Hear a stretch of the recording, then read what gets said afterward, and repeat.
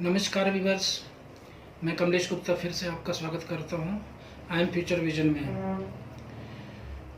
आज हम बहुत ही महत्वपूर्ण सब्जेक्ट पे बात करेंगे।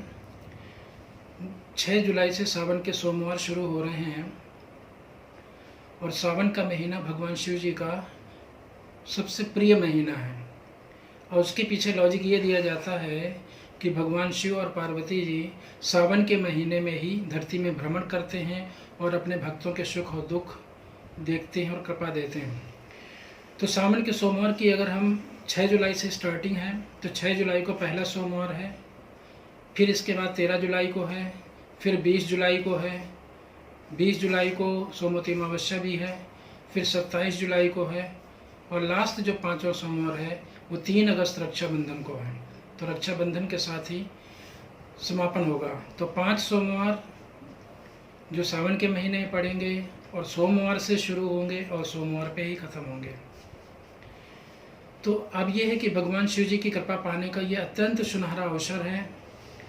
और इस समय जो भी हमारे लाइफ में प्रॉब्लम चल रही हैं, चाहे वो व्यापार से संबंधित हो या करियर से रिलेटेड हो, हेल्थ प्रॉब्लम हो, रिलेशनशिप प्रॉब्लम हो या मैरिज से रिलेटेड प्रॉब्लम हो, ये सारी समस्याएं जो ग्रह जनित पीड़ाएं हैं, जो ग्रह दोष हैं, जो वास्तु दोष हैं, वो आप दूर कर सकते हो भगवान शिव जी की उपासना से, उनकी पूजा करने से।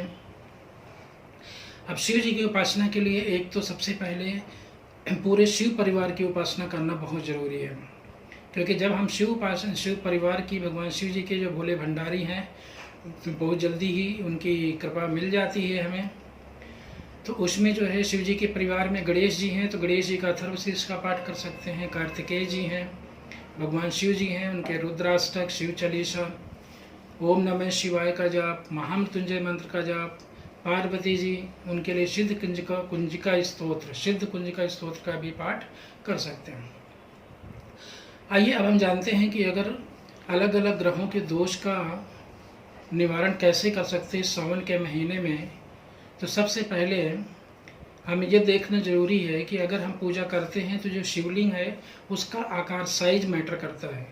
तो जो एक थंब होता है अंगूठे, इससे छोटा ही हमें शिवलिंग की पूजा करनी है। नंबर दूसरी बात यह है कि कुछ विशेष, जैसे कि पारद शिवलिंग की पूजा करने से हेल्थ रिलेटेड इश्यूज, जो समस्याएं हैं वो दूर होती हैं। और अगर आप स्फटिक शिवलिंग की पूजा करते हो तो इससे आपकी धन, व्यापार रिलेटेड समस्याएं दूर होती हैं। बाकी नर्मदा शिवलिंग है और भी शिवलिंग है, तो किसी भी शिवलिंग, भोले भंडारी इसलिए बोला जाता है कि आप कैसे भी पूजा करें वो पूजा एक्सेप्ट कर लेते हैं और प्रसन्न हो जाते हैं। तो हम अलग अलग ग्रहों के हिसाब से अगर हम चलते हैं तो सबसे पहले सूर्य ग्रह, अगर किसी का सूर्य ग्रह पीड़ित है, ग्रहण दोष में है या फिर नीच का है, तो उससे क्या है कि जो नौकरी में बाधा है या फिर लीगल डिस्प्यूट्स आते हैं, सरकारी ऑफिसर से संबंधित प्रॉब्लम्स आती हैं, तो ऐसे में हमें क्या करना चाहिए। तो आपको ये जो 5 सोमवार मिलेंगे, इसमें आपको जो आप शिव जी की उपासना करेंगे उसमें आपको पान का पत्ता जरूर चढ़ाना है। और बाकी जो बेलपत्र चढ़ाने हैं, जो कच्चा, जो पंचामृत है, कच्चा दूध है, गंगा जल, दही, घी, शहद, वो तो आपको अभिषेक करना ही है पंचामृत से। लेकिन उसके अलावा अगर आप 5 सोमवार पान का पत्ता चढ़ाते हैं तो आपका सूर्य मजबूत होता है और सूर्य से संबंधित समस्याएं ठीक होती हैं। अब अगर हम चंद्रमा की बात करते हैं तो चंद्रमा तो भगवान शिव जी ने खुद धारण किया हुआ है। चंद्रमा जो आप मेंटल पीस है, तो अगर किसी का मेंटल पीस की प्रॉब्लम है, मन अशांत है, डिस्टर्ब है, डिप्रेशन में है, और या फिर चंद्रमा शनि के साथ विष योग बना रहा है, नेगेटिव थॉट है, चंद्रमा ग्रहण दोष में है, चंद्रमा अमावस्या का है, तो चंद्रमा को ठीक करने के लिए आपने क्या करना है, इसमें भगवान शिव जी को 1 मुट्ठी चावल अर्पित करना है। बाकी आपने सफ़ेद चंदन का तिलक लगा सकते हैं, कच्चा दूध चढ़ाना है, बेलपत्र चढ़ाना है, वो सारी पूजा करनी है। पर 1 मुट्ठी चावल चढ़ाने से जो आपका चंद्रमा है वो मजबूत हो जाएगा और चंद्रमा के दोषों से आपको मुक्ति मिल जाएगी। अब चंद्रमा के बाद अगर मंगल की बात करते हैं तो देखिए, मंगल अगर कमज़ोर होता है तो क्या कर्जा बढ़ जाता है। अब उससे कर्जा मुक्ति करने के लिए भी आप उपाय कर सकते हैं। भगवान शिव जी की उपासना से आप कर्जा मुक्त हो जाओगे। एक मुट्ठी लाल मसूर की दाल भगवान शिव जी पे अर्पण करना है।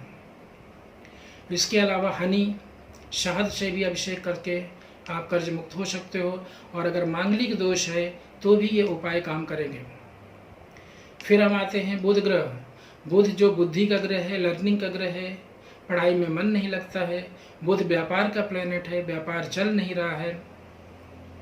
तो आपने एक मुट्ठी साबुत मूंग भगवान शिव जी पे अर्पित करें। आप देखोगे कि जैसे ही मूंग चढ़ाते हैं तो बुध जो व्यापार है वो ग्रह ठीक हो जाता है और व्यापार में वृद्धि होती है।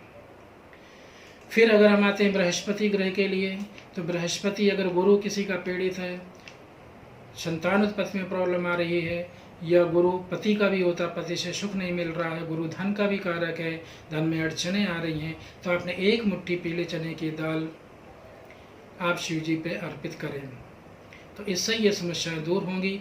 और दूध भी चढ़ाना है तो कच्चे दूध में केसर मिक्स करके चढ़ाना है आपको। अब हम आते हैं शुक्र में। तो वीनस अगर किसी का पीड़ित है, मैरिज लाइफ डिस्टर्ब है, लव लाइफ डिस्टर्ब है, या फिर लग्जरी लाइफ जो होनी चाहिए वो सुख भोग नहीं मिल रहा है, तो आपने भगवान शिव जी को खीर का अभिषेक करना है, इत्र चढ़ाना है। अब इसके बाद हम आते हैं तो शनि देव। अगर शनि की 7.5 चल रही है, ढैया चल रही है, या आप शनि की महादशा चल रही है और आपको कई तरह की समस्याएं आ रही हैं, नौकरी में बाधा आ रही है, दुश्मनियों से परेशानी आ रही है, तो आपने शमी का पत्ता या फूल चढ़ाना है भगवान शिव पे और एक मुट्ठी काली उड़द चढ़ानी है। आप देखोगे कि इन समस्याओं से आप मुक्त हो रहे हो। और ये सारी चीज़ें चढ़ाते समय आपको ओम नमः शिवाय का जाप करते रहना है। अब हम आते हैं काल सर्प योग है अगर किसी को, तो राहु के लिए एक मुट्ठी जौ आपको भगवान शिव जी पे अर्पण करना है। और केतु के लिए एक मुट्ठी सफ़ेद तिल आपको अर्पित करना है भगवान शिव जी के ऊपर, और आप काल सर्प योग से मुक्त हो जाओगे। इसके अलावा 25 जुलाई को नाग पंचमी है, उसमें भी आप चांदी का नाग नागिन का जोड़ा शिव जी पे चढ़ाएं और काल सर्प दोष के जो परेशानियां चल रही है उनसे आप मुक्ति प्राप्त कर सकते हो। और इसमें वास्तु में अगर देखा जाए तो नॉर्थ ईस्ट जो ईशान कोण है, जो भगवान शिव जी का ही कोना है, उसको आपको इस समय साफ सुथरा रखना है, एक्टिवेट रखना है, उसमें गंगा कलश रखना है, तो आपको शिव जी की कृपा मिलती रहेगी। देखिए, बेल पत्र बोलते हैं, बेल पत्र क्यों चढ़ाया जाता है? क्योंकि बेल पत्र में 3 पत्ते होते हैं जो 3 जन्मों के आपके पाप कर्म को नष्ट कर सकते हैं। धतूरा चढ़ाने से पुत्र प्राप्ति होती है। अगर कोई भी पित्त दोष की वजह से प्रॉब्लम आ रही है तो धतूरा चढ़ाने से आपको संतान प्राप्ति होगी। ऐसे ही दूर्वा चढ़ाने से किसी भी तरह के आपके अल्पायु की प्रॉब्लम है, भगवान शिव जी का महामृत्युंजय मंत्र तो सिर्फ इसीलिए होता है कि जितनी क्रोनिक डिसीज को ख़त्म करने के लिए और दीर्घायु बनाने के लिए ही होता है।